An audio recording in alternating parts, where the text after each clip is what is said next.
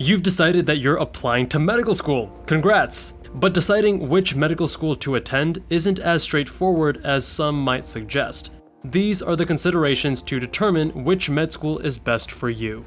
Dr. Jubal, MedSchoolInsiders.com. Before you can determine which medical school you want to attend, you need to determine which medical schools to apply to. The average student applies to 15 to 20 schools, but I generally advise students to apply to too many schools rather than too few. Think of it from a risk assessment perspective.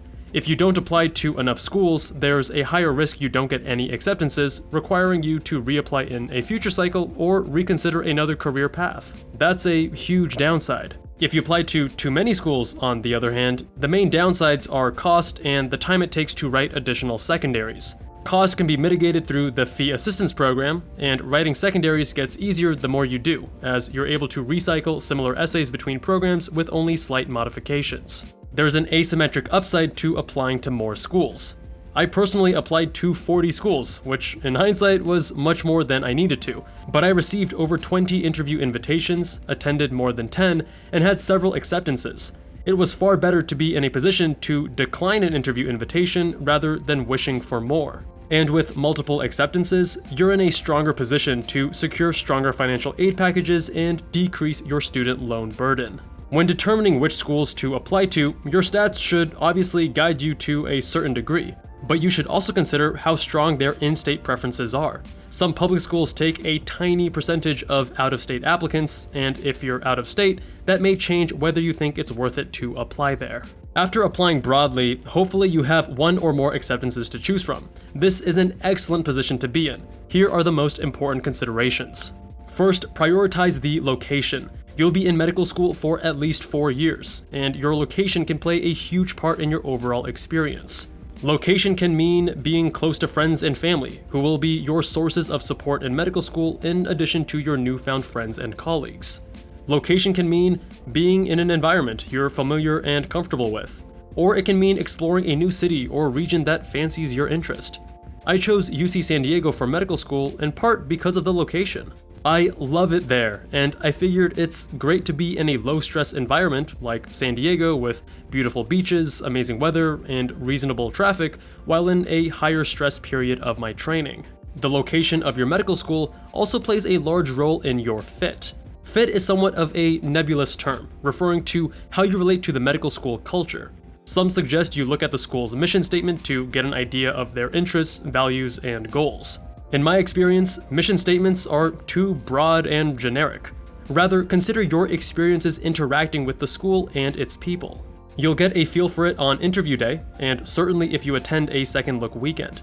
Even if you're doing a virtual interview rather than attending in person, you can still get an idea of the school's persona and priorities. Do you vibe with the other students there? Do they feel like your kind of people? What about the faculty and staff you come across? Do they care about similar things that you care about? Maybe that's underserved medicine or primary care. How does the environment feel and the immediate surroundings? This, after all, is where you'll be spending a great deal of time. This is the time to consider what type of doctor you want to be, and whether this environment will help you work towards that goal. While cost is important, I don't think this should be your primary consideration. The white coat investor certainly feels different, arguing that medical schools provide comparable education, and choosing the cheapest school is almost always the best decision. If all medical schools were created equal, this would be a strong argument. After all, the compounding effect that works for you in investments also works against you with debt. Cost includes more than just your tuition as well. Attending medical school in San Francisco or New York City will have higher associated costs of living compared to Omaha or Ann Arbor. We know that location and fit are obviously highly variable based on the institution, but aren't medical schools otherwise more or less the same? Not quite, bringing us to our final point, prestige and your intended specialty. The reality is that prestige can certainly play a role in your future residency matching opportunities. Particularly if you're trying to train in a competitive specialty, the reality is that your pedigree can certainly be an asset in helping you have a leg up. This prestige effect continues on through fellowship applications, getting additional degrees like an MPH or MBA, and even with your future doctor job applications. There will certainly be some butthurt comments below, as this can damage sensitive egos, but that's just the reality of it, and I don't water things down. This is Med School Insiders. More prestigious programs are also more likely to be affiliated with larger medical centers that have a wide breadth of specialty exposure. If you're set on matching into ENT or neurosurgery, but don't have those departments at your medical school, you're at a substantial disadvantage. First, you won't get proper exposure until your 4th year of medical school when you do away rotations. It will also be more difficult to find a long-term mentor who can guide you or go to bat for you during your residency application. You can look up the various departments at medical schools or affiliated hospitals, or you can ask during your interview day. Ideally, you want medical school faculty in your specialty of interest, as these individuals are involved with research, teaching, and mentoring of medical students. Community physicians that have a looser association with the hospital can sometimes become great mentors if they take a liking to you, but that's the exception, not the rule, as there isn't the same obligation to your education. The stability of the department is also highly relevant here. If the neurosurgery program at a medical school was put on probation or has been subject to controversy or scandals resulting in high turnover of leadership, you'll want to tread carefully. When deciding on a medical school to attend, I want you to be able to have your pick. Why can't you attend the med school that's in a city you love, that fits you like a glove, that's highly ranked, and that doesn't put you in hundreds of thousands of dollars in debt?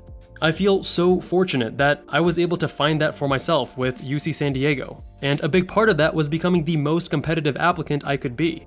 By having multiple schools vying for me, I was in a position to secure the merit-based scholarship awarded to only one student each year that covered my entire tuition and most of my living expenses.